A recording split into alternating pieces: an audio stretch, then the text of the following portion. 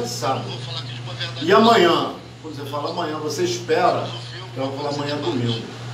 Mas se ela fala assim, amanhã vai ser um dia muito bonito, um dia muito bacana, um dia que eu vou para a praia, ela está numa outra relação que é sua. Você espera, antecipa, pelo seu hábito, que ela vai falar amanhã é domingo, se hoje é sábado, amanhã é domingo, depois segunda. Mas ela está numa outra relação, porque ela está falando com seus afetos. Ela vai querer o quê? No domingo passear, ir para o banho, ir para Caldas, ir para o balneário, então brincar com seus amigos. Você está entendendo? O autismo é justamente uma maneira de você começar a detectar que você tem comunicação com determinadas pessoas, crianças, adultos, que eles estão numa relação que quebra os seus hábitos. Você está entendendo? De espera. Ele quebra os seus hábitos de espera. Ele não vai te responder da maneira que você antecipou a resposta. Você está entendendo? Aí como é que uma criança ela adquire esse tipo de resposta? Como é que ela vai te dar uma resposta que não é uma resposta habitual? Não, amanhã é domingo. Não, amanhã é um dia que eu vou poder me expressar. A partir das relações, dos afetos que ela constituiu na vida. E aí você tem que ouvi-la, você tem que... Eu estava falando isso com uma estudante minha, que ela tem uma filha que ela tem esse tipo de preocupação. Ela tem a preocupação com a filha, que diz que ela não consegue aprender, que ela é autista. Aí eu estava te explicando, na pandemia, tem crianças que elas começaram a jogar uma com as outras. Quando a pandemia acabou, elas começaram a ir para a escola, ela não consegue mais ter o tipo de comunicação que elas tinham na pandemia através dos jogos. Aí vem notícia para cá, essa criança é autista, essa criança tem dislexia. Você está entendendo? Os hábitos se romperam. E nós não vemos, nós só queremos dizer que é o defeito da criança. E não vemos as relações sociais. Você vai dizer que a pessoa é autista porque ela nasceu autista, porque a família era autista. Mas quais foram as relações? Olha, eu estava vendo uma banda que todo mundo conhece, chamada Pink Floyd. Pink Floyd, o guitarrista do Pink Floyd é famosíssimo. O pai dele era cientista lá na Inglaterra, a mãe pedagoga, mas ele foi criado em colégio interno. E a esposa dele acompanhou e falou assim, olha, a maioria das pessoas, quando elas querem expressar seus sentimentos, seus afetos, elas transmitem através da alegria, do riso, do choro, da fala. Ele, o David, tudo que ele se expressa é através da música. Agora, a mãe dele, o pai dele tinha uma posição de vida, e quando ele começou a se interessar pela música, falou, mas você vai se interessar pela música e a música vai te dar determinados benefícios, supérfluos, que depois você não vai usufruir de nada. E aí ele aprendeu a tocar guitarra e violão, ouvindo um disquinho, discos de vinil que tinha na época ensinando a tocar. Um amigo dele deixou uma guitarra com ele, ele aprendeu a tocar, entrou na faculdade. E nesse processo ele foi e voltou para os Estados Unidos, porque o pai dele morava na Inglaterra, eles são ingleses, mas foi para os Estados Unidos, ele acompanhou e ele foi começando, o ouvido dele começou a se aguçar na música, você está entendendo? E ele foi aprendendo. Aí quando ele entrou na faculdade, encontrou amigos que eram músicos, foi acompanhando, daqui a pouco ele se tornou o guitarrista do Pink Floyd, que tinha casa, carro, e a mãe dele ficou assim, ele começou a ter muito mais dinheiro que o pai e a mãe. Nesse processo ele foi. E esse cara é considerado um autista, você está entendendo? Porque ele tinha um outro modo de ser no mundo, ele não quis ser um engenheiro, ele não quis ser um político, ele não quis ser um médico. Você está entendendo como é que são as coisas? Então assim, a questão é como você vai, a nossa pedagogia, a nossa educação, ela é sempre atrasada, ela é sempre defasada. Aí como eu estava te falando assim, os filósofos que vão tratar da questão ética e da questão moral, que vão se perguntar como é que uma vontade torna-se boa. Veja só, se a natureza, diz o filósofo, confiasse aos instintos, toda a nossa condução, nós não estaríamos aqui agora, no convívio social. Então nós temos um pensamento, nós temos uma mente. Mas além disso, nós somos formados por tendências, interesses e inclinações.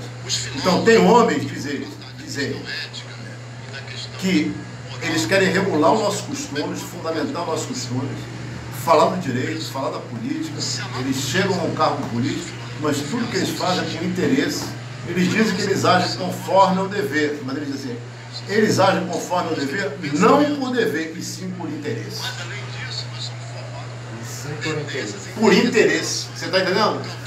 Então nós temos pedagogia, que são pedagogia do interesse, são pedagogia do que você age pelo dever ou pelo afeto de potencializar a vida das pessoas.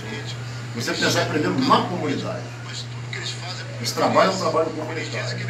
Então, quer dizer, você faz uma pedagogia, que essa pedagogia é distante da realidade. Eu falo para os meus alunos na sala de aula, olha, vamos para a segunda parte, clínica dos afetos transitivos. Mas nós não estamos falando aqui apartado da casa de vocês. Isso aqui é você levar ele para casa e aplicar na vida de vocês. Tem uma menina que ela fica esperando o esposo que vem pegar ela. Ele vai trabalhar, ele vem pegar e vai trabalhar, volta para o trabalho. E ela tem que cuidar das crianças. Mas ao mesmo tempo tem outra que a filha, nós não podemos falar o nome, questão ética, né, estudante, que tem problemas de que a criança não consegue aprender. Aí eu falo, leva para o mercado quando você for e com ela você escreve o que vocês precisam comprar e o que ela gosta mais. Você tem que tentar ensinar pelos afetos o que ela gosta mais na vida. Então a lista é as primeiras coisas que ela gosta. Para ela poder escrever, porque a menina sabe ler, sabe escrever, mas de repente parou. Isso após a pandemia. Após a pandemia. Após a pandemia. Agora eu te pergunto, a pandemia, ela é alguma coisa natural ou artificial que foi criada em laboratório, em ciência? Como é que milhões de pessoas morreram? Porque nós tivemos todo esse processo político que nós vemos. Qual é a relação da nossa região, por exemplo, no Nordeste, no Sul global, qual a importância dessa região, qual a importância desse país chamado Brasil no Sul global, quando esses blocos geopolíticos se confrontam? Você tem o bloco norte-americano, anglo-saxão, e os blocos, hoje nós sabemos, euroasiáticos, os blocos do Sul global.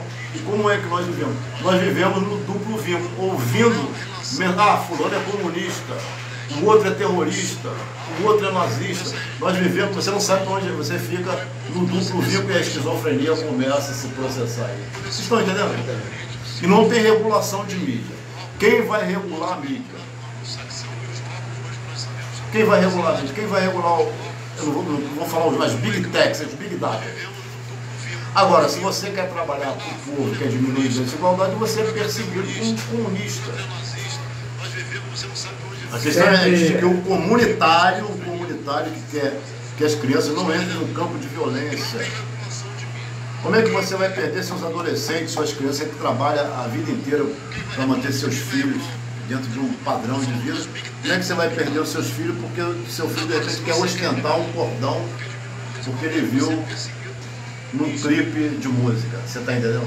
Cordão de ouro. Nós vivemos nesse sentido, porque nós somos envolvidos por afeto, por paixões. Agora, tem paixões que nos levam para a tristeza, e outras para a alegria.